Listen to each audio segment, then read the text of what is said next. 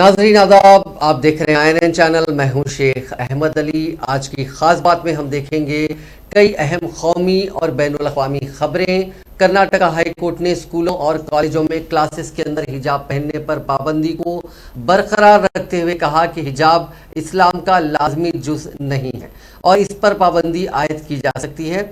High court ने मुस्लिम तालिबात की जानिब से दायर की गई तमाम अर्जियां खारिज कर दी। हिजाब तनाज़े से मुतालिक मामले पर फैसला 3 जजों की bench chief justice Rituraj Awasthi, justice Krishna Dixit और जस्टिस JM काजी पर मुश्तमिल डिवीजन बेंच ने सुनाया। हाईकोर्ट की बेंच ने इस मामले में 15 दिनों तक समाअत की और गुज़िश्ता महीने अपना फैसला महफूज रखा था। वहीं मामले की हिसास नौयत के पेश नज़र रियासती हुकूमत ने कर्नाटका के अजला में दफ़ा 144 नाफिज कर दी है। जो इलाके ज़्यादा हिसास हैं उनमें स्कूलों कॉलेजों को बंद रखने का फैसला किया गया है। अदालत आलिया ने इस मामले में 3 सवालों के जवाब दिए। पहला सवाल ये कि आया हिजाब पहनना इस्लाम का लाजमी जुज़ है। अदालत ने अपने जवाब में कहा कि मुस्लिम खवातीन का हिजाब पहनना इस्लाम का लाजमी जुज़ नहीं है। दूसरा सवाल ये कि आया इजहार राय की आज़ादी और हक़ राज़दारी के तहत हिजाब पहनना इस्लामी तालीमात का हिस्सा है। इसके जवाब में अदालत ने कहा कि स्कूल यूनिफॉर्म के तयन पर तुलबा एतराज़ जाहिर नहीं कर सकते। स्कूली यूनिफॉर्म का तयन रियासती हुकूमत के दायरे इख्तियार में आता है।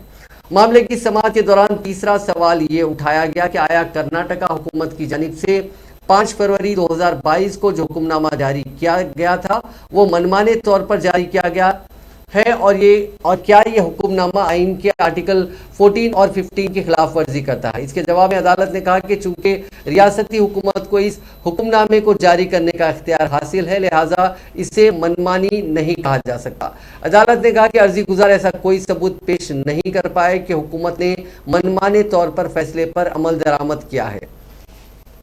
हाईकोर्ट के फैसले से कबल रियासत भर में सिक्योरिटी के सख्त इंतजाम किए गए। कोप्पल, गुडुक, कुलबर्गी, दावनगेरी, हासन, शिमोगा, बेलगाम और दीगर इलाकों में सेक्शन 144 नाफिज किया गया, जबकि शिमोगा में स्कूल और कॉलेजेस बंद कर दिए गए। दूसरी जानिब हाईकोर्ट के जजों की रिहाइश गाहों की सिक्योरिटी बढ़ा दी गई। कर्नाटका में हिजाब पर तनाज़ा जनवरी में उस वक्त शुरू हुआ था जब यहाँ उडुपी के एक सरकारी कॉलेज में 6 तालिबात हिजाब पहनकर कॉलेज में दाखिल हुई। कॉलेज इंतजामिया ने तालिबात को हिजाब पहनने से मना किया था, लेकिन उसके बावजूद वो उसे पहन कर आई। इसके बाद तालिबात ने प्रेस कॉन्फ्रेंस करके कॉलेज इंतजामिया के खिलाफ एहतजाज दर्ज कराया था। उसके बाद हिजाब के ताल्लुक से कर्नाटका से लेकर पूरे मुल्क में तनाज़ा शुरू हो गया। स्कूलों में हिजाब की हिमायत और मुखालिफत में मुजाहरे शुरू हो गए और मामला हाई कोर्ट और अब सुप्रीम कोर्ट तक पहुंच गया है। Disciplinary inquiry against respondents 6 to 14. The prayer for issuance of writ of quo warranto against respondent number 15 and 16 is rejected, being not maintainable.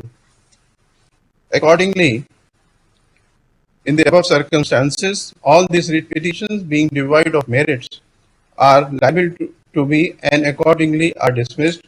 In view of dismissal of these writ petitions, all the pending applications pale into significance and are accordingly disposed of. And one statement on behalf of all of us, we are grateful that we are of the considered opinion that wearing of hijab by I don't know how to explain it, sir. I don't know what to say. Right now we are mentally collapsed and we don't have any words. We were expecting so much from our constitution, so much from our country. And we don't have any words right now. If today Dr. B.R. Ambedkar was alive, he would literally cry seeing the constitution. Sir, about that we have not discussed with our lawyer right now. We'll be discussing it. We will take our time and we'll let everyone know about this. But we will be going on all the legal ways and we will take this procedure forward. Yes, sir. I have another question for you all. Like, you people are raising a question on us that is education important or a religion? Why can't I question you, sir? Why can't I question our government, sir? Why are you raising a question on our uniform and education? Is uniform important for them more than our education? I don't know how to. क्योंकि ये high court के फैसले से हम इसको सही नहीं मानते, इसको डिसएग्री करते हैं, इसलिए ये संविधान के right to culture, freedom of religion, freedom of expression और फ्रीडम ऑफ कॉन्शियस का तो सस्पेंड करता है। संविधान में जो प्रियम्बल है, liberty of thought, equality, justice, उसको नजरअंदाज करता है और सिर्फ एक ही रिलीजन के प्रैक्टिस को एसेंशियल नहीं कह रहे, दूसरे रिलीजन के प्रैक्टिस को एसेंशियल मान रहे हैं आप, तो वो अपने रिलीजियस सिंबल्स पहनकर स्कूल को जा सकते हैं और मेरी बेटी हिजाब पहनकर नहीं जा सकती, तो ये आर्टिकल 15 का भी ग्रेव वायलेशन है। इसीलिए हम चाहते हैं कि सुप्रीम कोर्ट में ये अपील हो। सुप्रीम कोर्ट में ऑलरेडी साबरीमाला के केस में वो पेंडिंग है, जहां पर सुप्रीम कोर्ट डिसाइड करेगा कि कौन से रिलीजन का एसेंशियलिटी वो कोर्ट डिसाइड करेगा, नहीं करेगा। हमारा इंडिविजुअल मानना ये है कि कोर्ट्स ऑफ लॉ के ऊपर डिसाइड करें, कोर्ट्स ऑफ रिलीजन ना हिजाब पे जो बैन जो लगाई गई उसको जो हाईकोर्ट ने कायम रखा है, ये बहुत ही मायूसकुन फैसला है कि एक लड़की या एक औरत को ये भी इजाजत नहीं है कि वो क्या पहने और क्या ना पहने। तो मैं समझती हूँ एक तरफ से हम बहुत बड़े दावे करते हैं औरतों के अधिकारों की, उनकी इख्तियारात की, कि उनको बाइख्तियार बनाना है, एम्पावरमेंट करना है, और दूसरी तरफ से हम उनको ये भी हक नहीं देते कि वो क्या पहने और क्या ना पहने। और अगर वो अपनी मर्जी के मुताबिक कपड़े पहनती है तो उनको हरासा किया जाता है। सड़कों पे आपने देखा किस तरह गुंडे मवाली उनके पीछे पड़ जाते हैं और सरकारें जो वहाँ की होती हैं वो तमाशाबीन बन जाती है। तो मैं समझती हूँ ये बहुत गलत है, ये ऐसा नहीं होना चाहिए। हर इंसान को, हर औरत को, हर बच्ची को ये हक होना चाहिए कि वो क्या कपड़ा पहने और क्या कपड़ा नहीं पहने। ये इसका फैसला अदालतों के पास नहीं होना चाहिए। हिजाब पे जो बैन जो लगाई गई उसको जो हाईकोर्ट ने कायम रखा है, ये बहुत ही मायूसकुन फैसला है कि एक लड़की जनरली जो यूनिफॉर्म जो होता है उसको फॉलो करना चाहिए। ये हिजाब तो से बीच में लाने की कोई जरूरत, रिलीजन के बीच में नहीं लाना चाहिए। ऐसी 17 जो कह रही है कि अगर हिजाब नहीं पहनने दिया जाएगा तो हम एग्जाम नहीं देंगे, उनके लिए नुकसान है ना। अभी they are ready to take that, it's fine. Ma'am, लेकिन ये कहा जा रहा है कि जब इंस्टीट्यूशन से, एजुकेशनल इंस्टीट्यूशंस के बाद ये बैंक में, रेलवेज में या जो वर्किंग प्लेस है वहां पर भी ये चीजें डिमांड उठने लगी कि यहाँ पर भी हिजाब ना पहना चाहिए। पहले था ही नहीं, इसको अभी अचानक नया कुछ लाने की क्या जरूरत है? That's what I feel. Karnataka के कॉलेजेस में हिजाब पहनने को लेकर कर्नाटका हाईकोर्ट का जो वर्डिक्ट आया है वो बहुत अनफॉर्चुनेट है और उसको सुप्रीम कोर्ट में चैलेंज किया जाएगा। लेकिन साथ ही साथ 4-5 चीजों का समझना बहुत जरूरी है।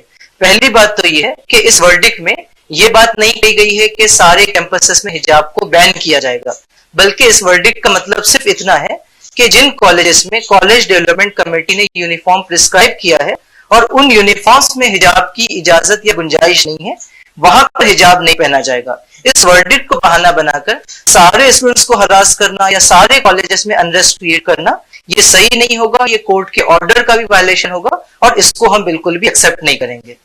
दूसरी बात यह है कि किसी धर्म में क्या चीज एसेंशियल है, क्या चीज एसेंशियल नहीं है, यह तय करना कोर्ट का काम नहीं है।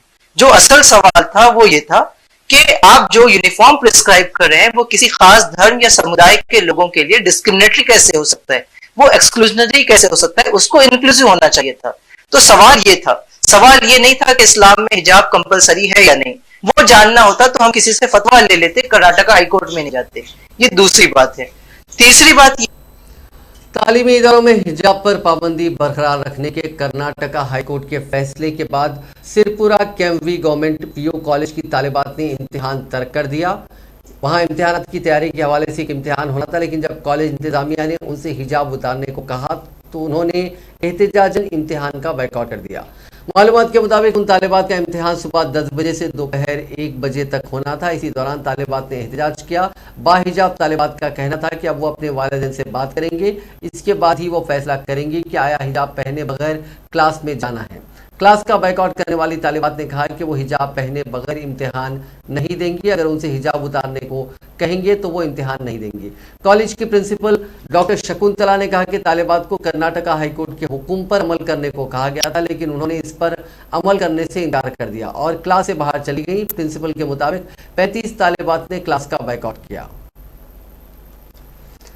वज़ीर-ए-आज़म नरेंद्र मोदी ने कहा कि अगर हाल ही में इख्तिताम पजीर होने वाले असेंबली इंतखाबात में भारतीय जनता पार्टी के अराकीन पार्लिमान के बच्चों को टिकट नहीं देना गुनाह है तो ये गुनाह उन्होंने क्या है।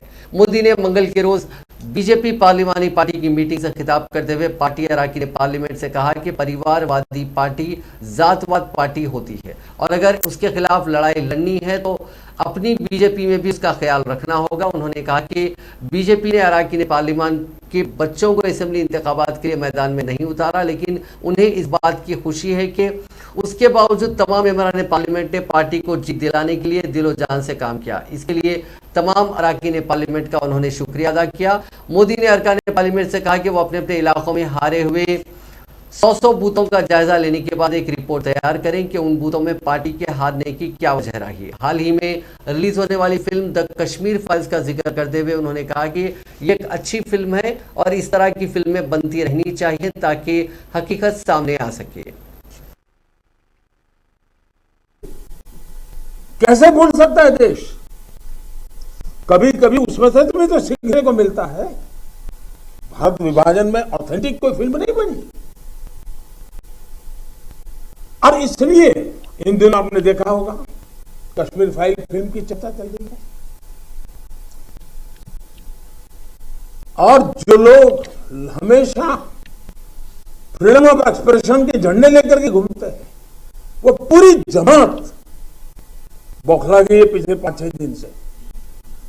और ये फिल्म का तथ्यों के आधार पर, आर्ट के आधार पर उसकी विवेचना करने के बजाय उसको डिस्क्रेडिट करने के लिए बड़ा मुहिम चला है। आपने देखा होगा एक पूरी इकोसिस्टम कोई सत्य उजागर करने का साहस करे, उसको जो सत्य लगा उसे प्रस्तुत करने की कोशिश की, लेकिन उस सत्य को न समझने की तैयारी, न स्वीकारने की तैयारी है, न ही दुनिया इसको देखे इसके लिए उनकी मंजूरी है। जिस प्रकार का षड्यंत्र पिछले 5-6 दिन से चल रहा है। मेरा विषय कोई फिल्म नहीं है, मेरा विषय है कि जो सत्य है उसको सही स्वरूप में देश के सामने लाना देश की भलाई के लिए होता है। उसके कुछ कई पहलू हो सकते हैं, किसी को एक चीज नजर आती है, किसी को दूसरी नजर आएगी। जिनको लगता है कि फिल्म ठीक नहीं हुआ अपनी दूसरी फिल्म बनाए, कौन मना करता है? लेकिन उनको हैरानी हो रही है कि जिस सत्य को इतने सालों तक दबा करके रखा उसको तथ्यों के आधार पर जब बाहर लाया जा रहा है और कोई मेहनत करके ला रहा है तो उसको पूरी इकोसिस्टम लग गई है, पूरी इकोसिस्टम लग गई है। और ऐसे समय जो सत्य के लिए जीने वाले लोग हैं उन्होंने सत्य के कैसे भूल।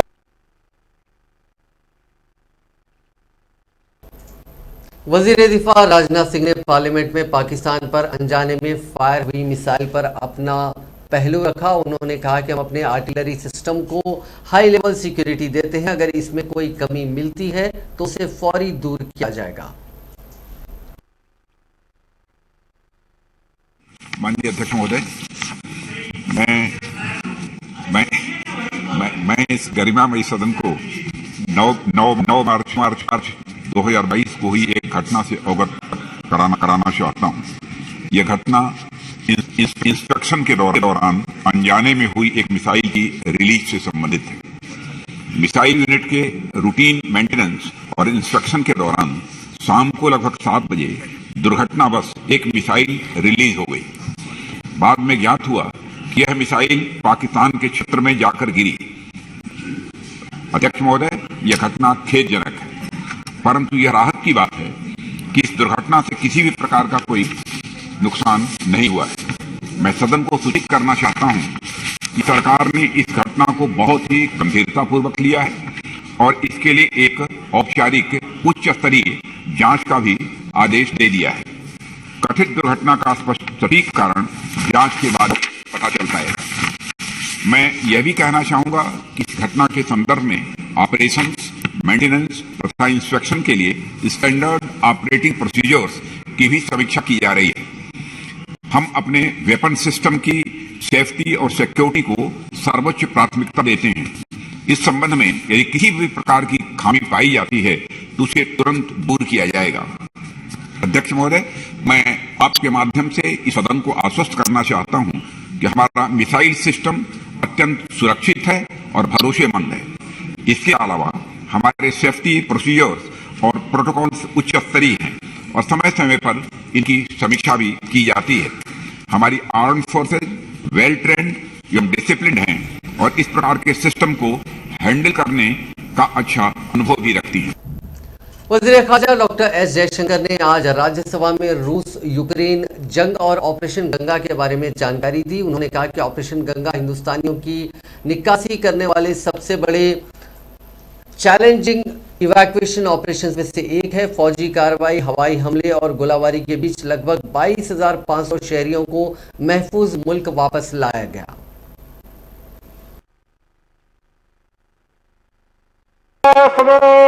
माननीय सभापति जी।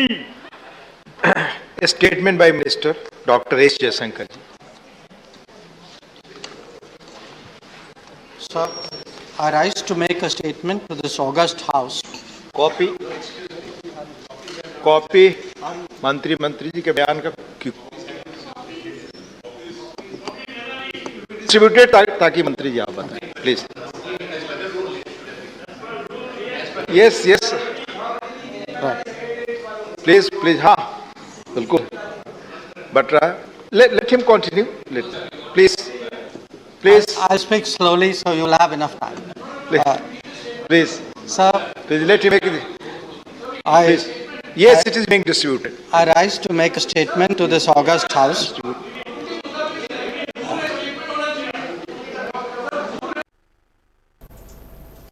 वज़ीर खजाना निर्मला सीतारमण ने आज राज्यसभा में कहा कि गुड्स एंड सर्विसेज टैक्स यानी जीएसटी काउंसिल एक विफाकी इदारा है जो बगैर किसी तफरीक और सियासत के रियासतों को एक मुकर्ररा फार्मूले के तहत जीएसटी में उनके हिस्से की अदायगी करती है। इस सिलसिले में किसी किस्म की सियासत नहीं की जानी चाहिए।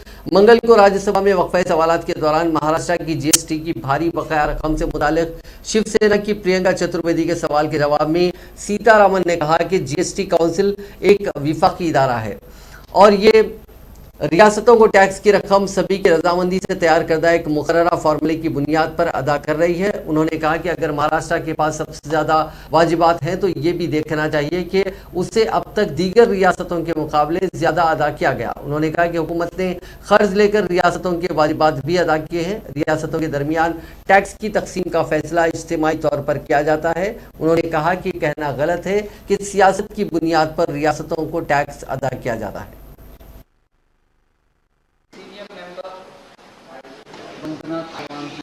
Raise this question. Unfortunately, I've sought your permission to say that the council is a body which decides on how this works out, how the disbursements happen. There is a given formula which has been in place since the time GST has been implemented. And even the way in which the back-to-back loan has been taken and distributed by the centre but through the public account is also something which the GST Council has deliberated in not just one but 3 council meetings. It's very Rajya Sabha में deputy chairman Harivansh ने TMC MP Sushmita Dev को सुष्मिता सेन कहकर मुखातिब किया। इस पर MP ने जवाब दिया कि तारीफ के लिए शुक्रिया, लेकिन मैं सुष्मिता देव के तौर पर मुखातिब किया जाना पसंद करूंगी। इसके बाद राज्यसभा में माहौल खुशनुमा हो गया और वहां मौजूद सभी एमपी हंसने लगे। Sushmita Sen ji please. Dev ji please Thank you for the compliment. Sorry. Sushmita Dev ji, please. Thank you, Vice Chairman, sir. I personally thank you for the compliment, but I prefer to be referred to as Dev. But she is coming more than Sushmita. Sir, on a very serious matter today, Honorable Minister for External Affairs has given a very, very detailed reply.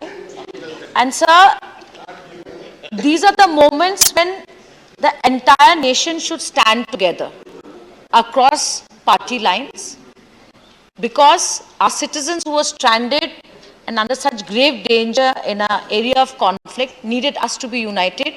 And Honorable Chief Minister of West Bengal, Mamata Banerjee, wrote to the Prime Minister of India expressing her solidarity towards the entire exercise, which was a big challenge.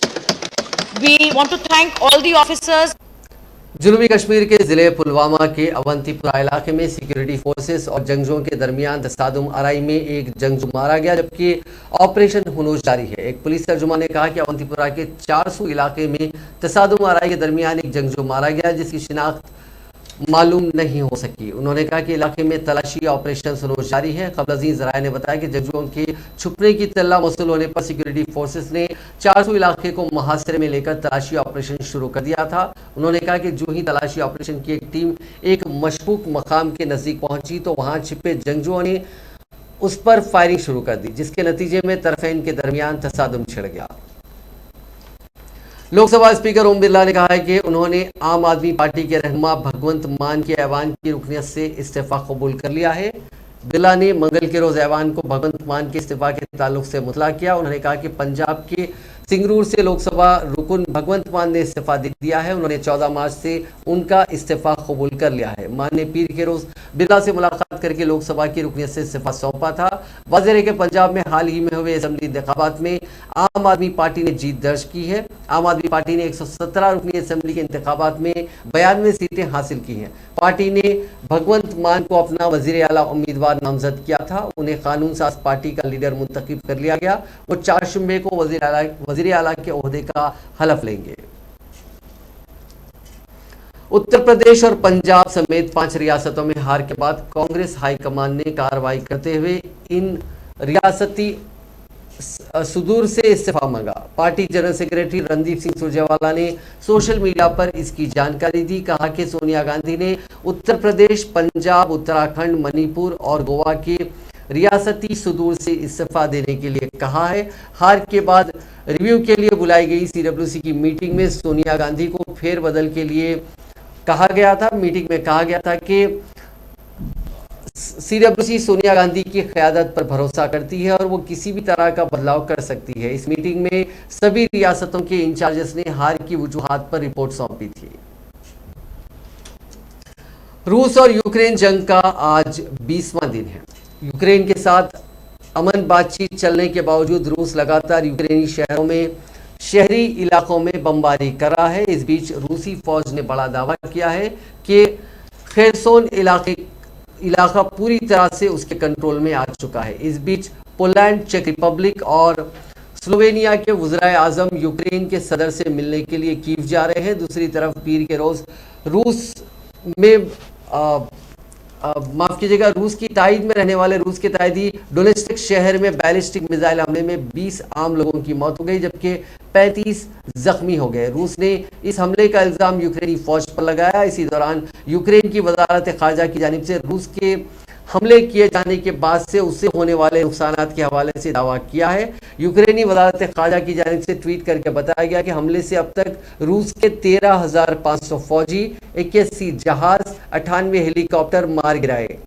Ukraine के दावे के मुताबिक उसके अलावा यूक्रेनी फौज की जानिब से रूस के 404 टैंक, 1279 मुख्तलिफ किस्म की मुसल्लह गाड़ियाँ, 150 तोपें और 640 गाड़ियाँ तबाह की गई हैं। यूक्रेन रूस जंग के बीच पुतिन को पागल कहने वाली रशियन मॉडल ग्रेट वेल्डर की डेड बॉडी सूटकेस में मिली है। वेल्डर पुतिन के खिलाफ पोस्ट लिखने के बाद से ही लापता हो गई थी। हालांकि वेल्डर के कत्ल का जुर्म उसके एक्स बॉयफ्रेंड ने कबूल कर लिया है। पुलिस आगे की जांच कर रही है। रिपोर्ट्स के मुताबिक 23 साल की रूसी मॉडल ने जनवरी 2021 में एक सोशल मीडिया पोस्ट लिखा था। इसमें पुतिन को जहनी बीमार और काफी एम्बिशियस बताया गया था। इसके बाद से ही वो गायब हो गई थी। पिछले दिनों लिपेस्क इलाके में उनकी बॉडी मिली थी। हालांकि कत्ल कब और कैसे किया गया इसकी जांच की जा रही है। वेल्डर ने अपने फेसबुक पोस्ट पर लिखा था कि पुतिन जैसे लोग बचपन से ही डरपोक होते हैं, शोर और अंधेरे से डरते हैं। रूस में जो अखंडता का एक जो भू सवार है उसके बदले उसे आंसू मिलेंगे। वेल्डर के कत्ल के बाद पुलिस ने शक की बुनियाद पर उसके साबिक बॉयफ्रेंड दिमित्री कोरोविन को गिरफ्तार किया था। शुरुआती पूछताछ में उन्होंने बताया कि पैसे लेन देन की वजह से उसने वेल्डर का कत्ल किया है। अमेरिका ने रूसी वज़ीर दिफा नेशनल गार्ड के डायरेक्टर विक्टर विलितोव मिलिट्री टेक्निकल कोऑपरेशन के डायरेक्टर दिमित्री शोगेव और रोजोबोरोन एक्सपोर्ट के डायरेक्टर जनरल अलेक्जेंडर मिखायव पर पाबंदियां आयद कर दी हैं। अमेरिका ने कार्रवाई यूक्रेन में रूस के फौजी ऑपरेशन के सिलसिले में की है। अमेरिकी महकमे खारजा ने एक प्रेस रिलीज जारी करके इस बारे में इत्तला दी है। स्टेट डिपार्टमेंट ने इत्तला दी है कि फेरिस्त में रूसी नायब वज़राए दिफा में एलेक्सी और दीगर आला ओहदेदार शामिल हैं। चीन में कोरोना इन्फेक्शन की वजह से एक बार फिर से हालात बिगड़ते जा रहे हैं। जीरो कोविड पॉलिसी पर सख्ती से अमल के बाद भी कोरोना बेकाबू रफ्तार से बढ़ रहा है। पिछले 24 घंटों के अंदर चीन में आज तक के सबसे ज्यादा कोरोना के केसेस दर्ज किए गए। इसके बाद सरकार ने 11 शहरों में लॉकडाउन लगाकर 3 करोड़ लोगों को घरों में कैद कर दिया है। नीचे चीन के नेशनल हेल्थ कमीशन के मुताबिक बीते 24 घंटों में कोरोना के 5,280 नए केसेस दर्ज किए गए हैं। ये पिछले दिन के मुकाबले दुगने से ज्यादा है। इनमें 3,000 केसेस से ज्यादा मामले अकेले जिलिन सूबे में सामने आए हैं। चीन ने जिन शहरों में लॉकडाउन का ऐलान किया है उनमें 1 करोड़ 70 लाख की आबादी वाला शेनजेन भी शामिल है। कोरोना के बेकाबू रफ्तार के बीच इन्फेक्शियस डिजीजेस एक्सपर्ट और वायरोलॉजिस्ट जिंग वेनहोंग ने इंतबाह देते हुए कहा कि चीन के लिए बहुत मुश्किल वक्त है। ग्लोबल टाइम्स के मुताबिक वेनहोंग ने कहा कि चीन के लिए झूठ बोलने और जीरो कोविड पॉलिसी पर बहस करने का वक्त नहीं है। इससे बेहतर होगा कि इस तरह की स्ट्रैटेजी बनाई जाए जिससे कोरोना को काबू में किया जा सके। चीन के लिए यह सबसे मुश्किल वक्त है क्योंकि 2 साल पहले कोविड-19 वबा फैल गई थी। वबा के बढ़ते कहर के असर से हांगकांग के शेयर मार्केट में सुबह 3% से ज्यादा की गिरावट आई। दूसरी तरफ मंगल की सुबह बीजिंग और शंघाई के हवाई अड्डों पर दर्जनों घरेलू उड़ानों को रद्द कर दिया गया। शंघाई समेत कई शहरों में इमारतों को पूरी तरह से सील कर दिया गया है। चीन के एविएशन रेगुलेटर ने मंगल के रोज कहा कि वो मुल्क भर में कोविड-19 वायरस की बिगड़ती हुई सूरत हाल के पेश नजर 21 मार्च से 1 मई तक शंघाई पहुंचने वाली तकरीबन 106 बैनुल-अक़वामी परवाजों को दूसरे चीनी शहरों की तरफ मोड़ देगा। चीन की सिविल एविएशन एडमिनिस्ट्रेशन ने कहा कि जो परवाजें इस फैसले से मुतासिर होंगी उनमें Air China, China Eastern Shanghai Airlines, Juneyao Airways और स्प्रिंग एयरलाइंस की परवाजें शामिल हैं।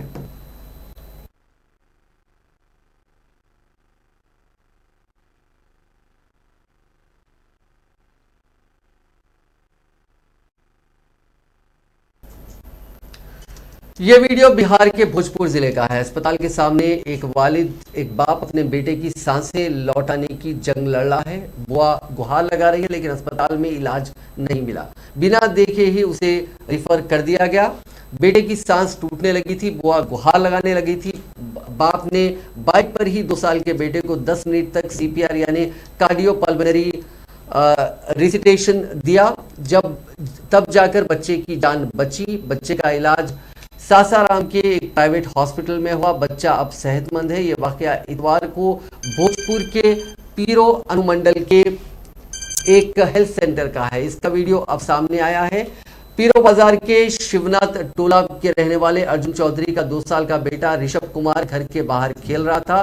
खेलते वक्त ऋषभ नाली में गिर गया था और बेहोश हो गया था। उसके फेफड़ों में पानी भर गया था। बेटे की हालत तशवीशनाक देखकर वालिद और उसकी बुआ उसे बाइक से एक हेल्थ सेंटर ले गए लेकिन वहां किसी ने उसे नहीं देखा। डॉक्टर नहीं मिले। बुआ भतीजे को देखने के लिए कई मिन्नतें करती रही लेकिन किसी ने भी उसकी तरफ नहीं देखा। जब उस बच्चे की सांसें टूटने लगी तो वालिद ने उसे CPR दिया और ये काफी सूदमंद साबित हुआ और उसे बच्चे की जान बच गई। नाजरीन, आज की खास बात में बस इतना ही। आपसे कल मुलाकात होगी नई खबरों के साथ, नए एनालिसिस के साथ। फिलहाल दीजिए इजाजत। खुदा हाफिज।